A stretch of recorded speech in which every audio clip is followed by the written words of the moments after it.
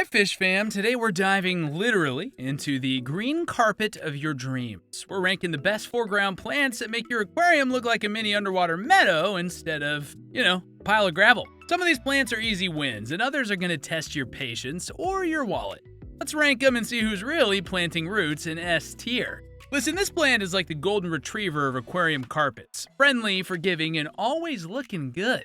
Its tiny round leaves spread fast once it's happy, giving you that perfect lush green mat. Makes your tank look professionally scaped even if you are winging it. It loves CO2 and decent lighting, but won't throw a tantrum if conditions aren't perfect. Just keep up with the trimming so it doesn't suffocate itself. Monte Carlo is super photogenic, like the influencer plant that's actually chill in person. It earns that A tier because it looks premium, behaves well, and doesn't require you to sell your soul to the aquarium gods. Staurogyne Repens looks like a dream plant in photos. It's neat, it's compact, and its bright green leaves hugging the substrate. It's so good. But in real life, it's pretty picky. This one thrives with strong lighting and CO2, and without those, it just kind of gives up. You'll get some melting, some yellowing, and maybe a therapy session or two. It's not the worst plant, but for low-tech tanks, it's a heartbreak waiting to happen. For high-tech, sure, it'll behave, but it is inconsistent. Too needy for beginners and not rewarding enough for the pros. That's why we are actually going to place it way down in D tier. Looks good on paper, frustrating in practice. Micro sword, it's like the aquarium grass that actually pays rent. Those thin blade-like leaves give a soft meadow vibe and beautifully move in the flow. It's tougher than it looks, tolerating a range of water parameters, and it'll absolutely glow under bright light with some CO2 and the right nutrients. The only thing to watch is that it can get patchy if ignored, so regular trims to keep it dense, alright? Overall, it's a clean, natural-looking plant that suits beginners and pros alike. It's A tier, because it brings the look of a high-end aquascape without needing weekly plant therapy sessions. Now, technically this one, yes, it's small, but calling Anubias Petite a foreground plant is like calling a sloth a sprinter. It grows painfully slow and under high light. It's basically an algae magnet. The texture and color are gorgeous, don't get me wrong, but it's better suited for attaching to rocks and driftwood where it won't get buried or smothered. Stick it in the foreground and you'll be watching, well, nothing. It's D tier, because it's charming, but in the wrong role.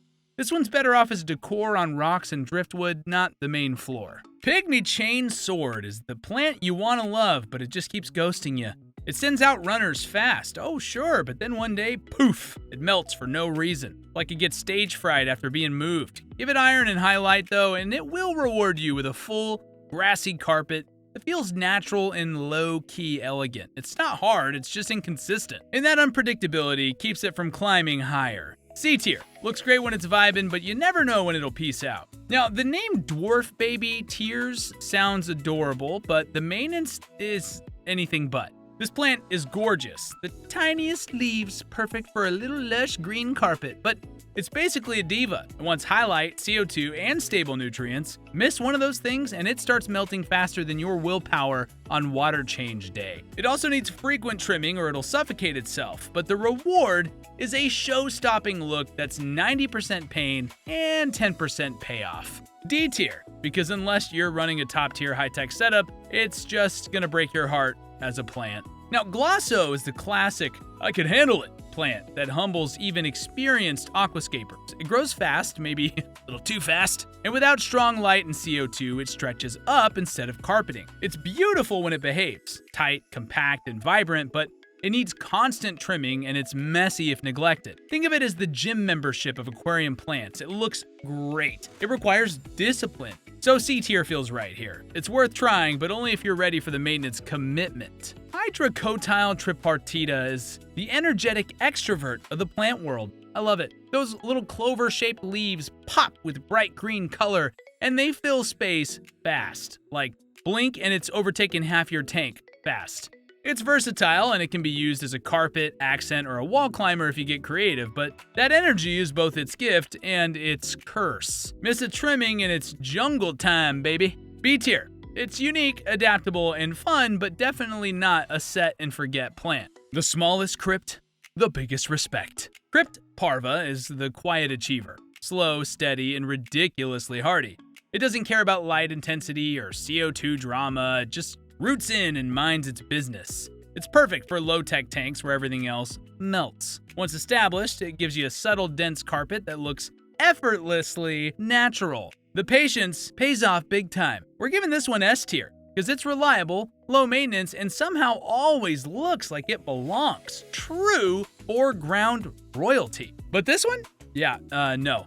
Lobelia Cardinalis Mini is mislabeled energy. It's way too tall and way too bushy for the foreground. Even trimmed, it tends to overshadow your smaller plants and ruin that open scape aesthetic. It's vibrant and it's unique, sure, but it's really more mid-ground territory. Oh, and it's mildly toxic, so yikes. F tier. Because while it's pretty, it's completely missing the foreground assignment. It's the overachiever that showed up to the wrong class. Now, Dwarf Hairgrass is simple, timeless, and it just freaking works. It gives you that clean, windswept field look that makes fish pop against the greenery. It likes moderate light and CO2, but it's not too demanding. The only catch here is patience. I'm saying it takes a while to fill in, but once it does, it is stunning and it's surprisingly easy to maintain. Trimming it feels oddly satisfying too. A tier, because it's reliable, aesthetic, and makes any tank look like it came out of a Takashi Amano mood board. You know, that's cool.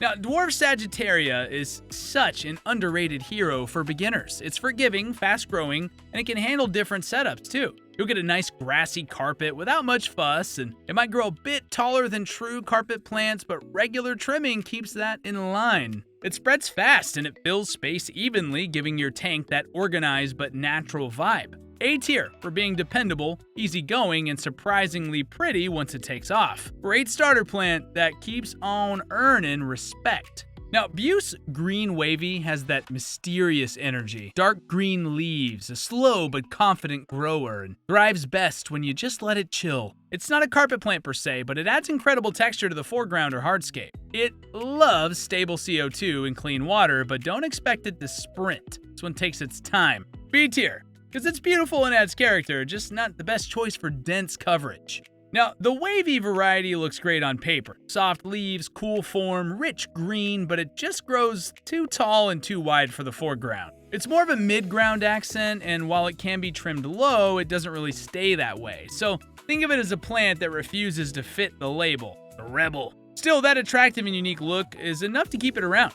C tier, because it's charming but ultimately misplaced in the foreground lineup. Now, Marsilea Hirsuta is that rare mix of easy and looks amazing. It's hardy, grows under low light, and creates this soft natural carpet that feels like a real meadow underwater. And the coolest part is that its leaves can change shape depending on light intensity, from clover-like to like little tiny ovals. It's slow but steady, and it doesn't demand CO2 to thrive. So, absolute beginner gold. This one's another S tier. It delivers a calm, organic look with zero drama. It's a forever favorite for me. Buce Mini Coin is tiny but mighty, the little plant that always looks high-end.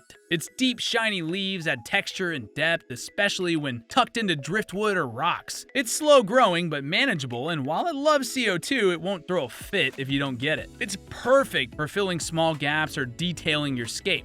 A tier, because it's stylish, low drama, and makes everything around it look more intentional. The minimalist dream. Now, finally, a pop of color. Alternanthera Reineckii brings that deep red contrast that instantly levels up your scape. You know what I'm talking about. Striking, compact if trimmed right, and loves highlight and CO2. Without those, I'm not gonna lie, it's gonna stretch and fade, but when it's thriving, it is art, man. It's not for beginners, but it rewards those who dial in their setup. B tier here, because it's flashy, moody, and worth the effort. Just not a plug-and-play foreground plant.